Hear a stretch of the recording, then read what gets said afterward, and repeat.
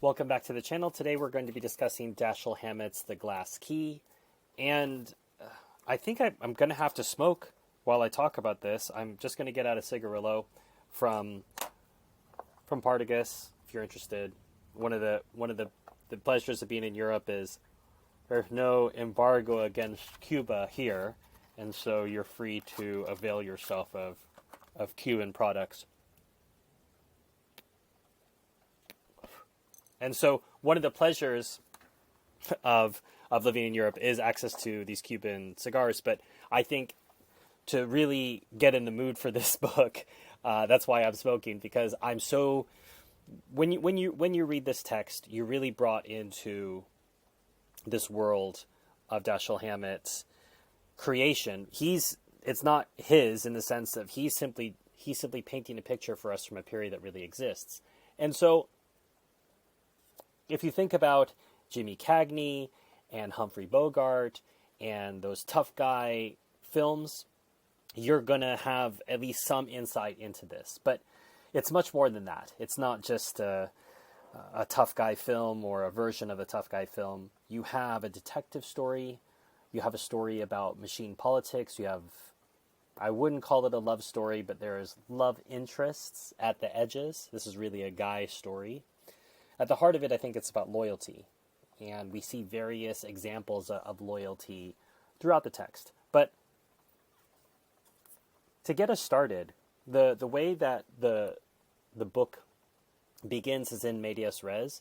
If you don't know what that is, it's just when the author uses the technique of throwing you in, not giving you any introduction to the characters, and you find the characters where they are and try to figure out how they're reacting and why they're reacting, what their motivations are. And I think that's what's really funny and fascinating about our main character, Ned Beaumont, is you really don't know what his motivations are.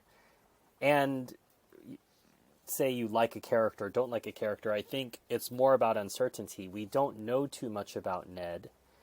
Therefore, we may not like him in the beginning, but I think it's hard not to like him as the text goes on because you understand his motivations better. And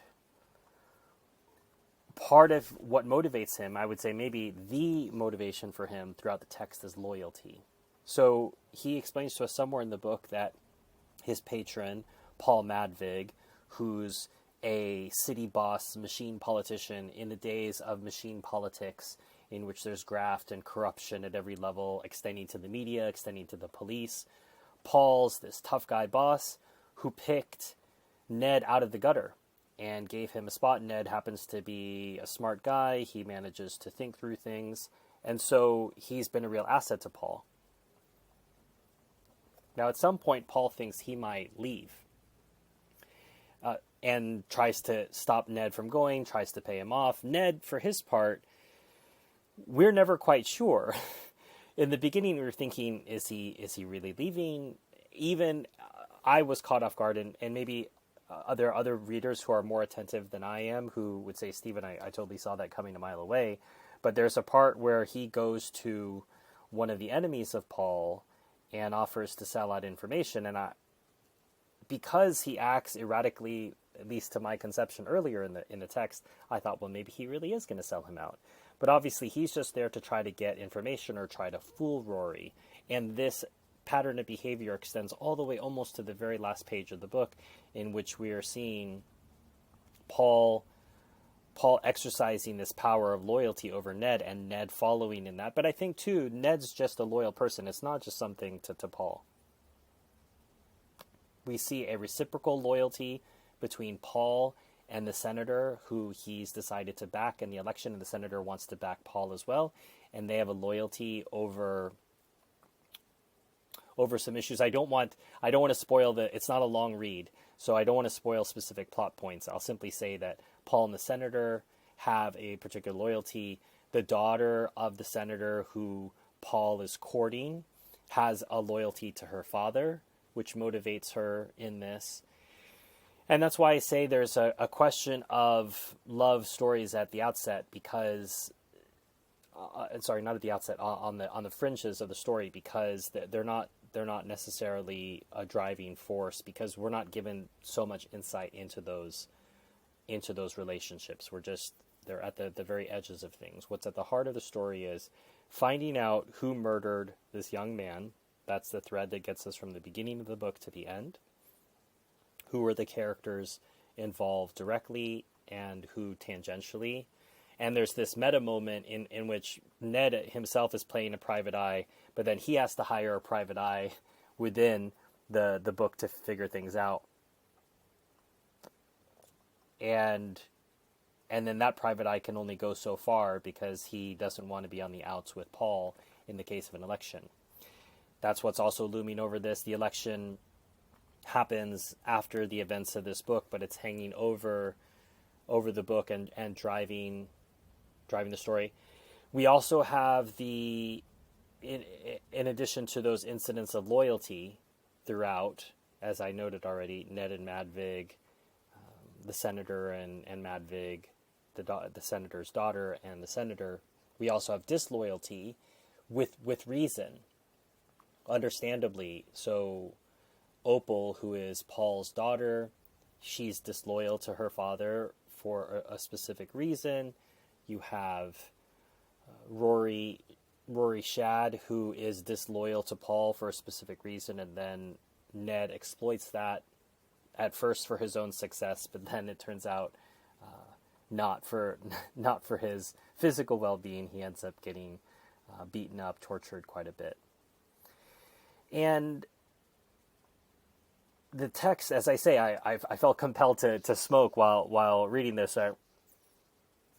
Thinking of the old days of Mike Wallace and Black and White interviewing Rod Serling and them smoking. And that's how I feel in this text. I'm so brought back by the language. And I think that might be harder for some non-native speakers or those unfamiliar with the American idiom of the time to grasp some of the language that's spoken. Some of it, I love crime stories like Gangbusters and Dragnet from the day. And you'd always hear one of the phrases, "What's it all about?" It's just not a phrase that we would use these days in the American idiom. We wouldn't say, "What's it all about?" We'd say, like, "What's going on?" or "What's up?" But "What's it all about?" was this trademark phrase at the time, basically somebody asking, what's going on. And it could be what a criminal would ask a police officer, "What's it all about?" Or a police officer asking a criminal, "What's it all about?" There's also this enormous prohibition culture lying in the backdrop, speakeasies, alcohol, gambling, and what an enormous part of the economy this was in this time period, and how it drove the entire machine. The machine was necessarily tied up with the political machine of the city, was necessarily tied up with all of the vices: prostitution, gambling, theft, probably black market stuff, and much more, protection rackets. But it's a short, enjoyable read. You're going to get into, I'm not saying you'll necessarily want to, as I did, smoke while you're reading it. I didn't. I did smoke through parts of it. And I don't think it was just because it was a beautiful day outside when I was smoking. It was because I think I got drawn subconsciously into the book, and then afterwards I realized what it was. And that, I think, was probably worth the price of admission alone. So just experientially being drawn into this time period in history, an interesting story, fairly tightly written, an interesting character who reveals more about himself and ambiguous. He's not someone you necessarily like or don't like. I think your perspective changes, and then even at the end of the book, you're left somewhat unsure about him and about the ending. I'm not saying the ending's unsatisfying. I think you're left with a direction where you think the ending could go plausibly, and I think that's reasonable. But don't want to say, as I say, I don't want to say too much more because I want to keep this spoiler free so people can decide whether they want to read the book themselves. But Glass-Key, I'll put a link to it in the description below, along with a link to my Patreon, where you can support book reviews like this that, as I say, don't normally involve smoking, but this particular one did. If you enjoyed this video, please hit the like button. Please hit subscribe. You can then be notified of future reviews, and you please feel free to go back and look at previous reviews I've done to see if you enjoyed other books books I've reviewed. In the meantime, until next time, enjoy your reading.